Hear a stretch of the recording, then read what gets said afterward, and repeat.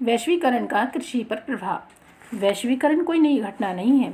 उपनिवेश काल में जब भी यह स्थिति मौजूद थी, 19वीं शताब्दी में जब यूरोपीय व्यापारी भारत आए तो उस समय भी भारतीय मसाले विश्व के विभिन्न देशों में निर्यात किए जाते थे और दक्षिण भारत में किसानों को इन फसलों को उगाने के लिए प्रोत्साहित किया जाता था।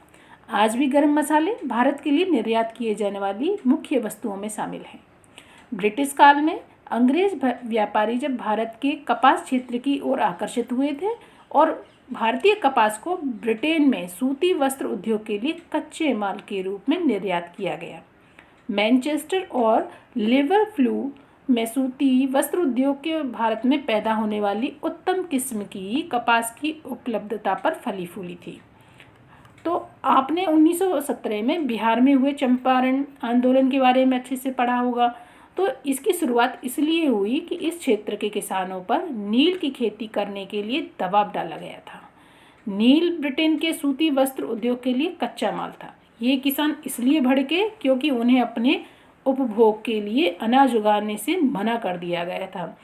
जब उपभोग के लिए अनाज वो नहीं उगा पाएंगे तो फिर उनके जो दैनिक ज़रूरतें वो किस तरह से पूरी हो पाएंगी।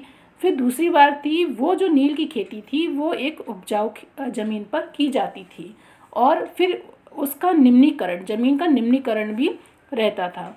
लेकिन फ़िलहाल वहाँ पर जो आवश्यकता थी वो थी उनके भोजन की। नील की खेती से उनका जो जीवन था वो नहीं चल सकता था, उन्हें खाने के लिए अनाज ज़रूरी था। लेकिन जो ब्रिटिश थे वो उन पर दबाव डाल रहे थे कि केवल नील की खेती ही वो करें। तो इसलिए वहाँ पर जो था वो विद्रोह बहुत तेज़ी से भड़कने लगा था। 1990 के बाद जब वैश्वीकरण के तहत भारतीय किसानों को कई नई चुनौतियों का सामना करना पड़ रहा था। चावल, कपास, रबड़, चाय, कॉफ़ी, जूट और मसालों का मुख्य उत्पादक होने के बावजूद भारतीय कृषि विश्व के विकसित देशों से स्पर्धा करने में असमर्थ था। क्यों? क्योंकि उनके देशों में कृषि को अत्यधिक सहायता दी जाती है। लेकिन अपने यहाँ भारत में कृषि दो राहे पर है। भारतीय कृषि को सक्षम और लाभदायक बनाना है तो सीमांत और छोटे किसानों की स्थिति में सुधार पर जोर देना होगा।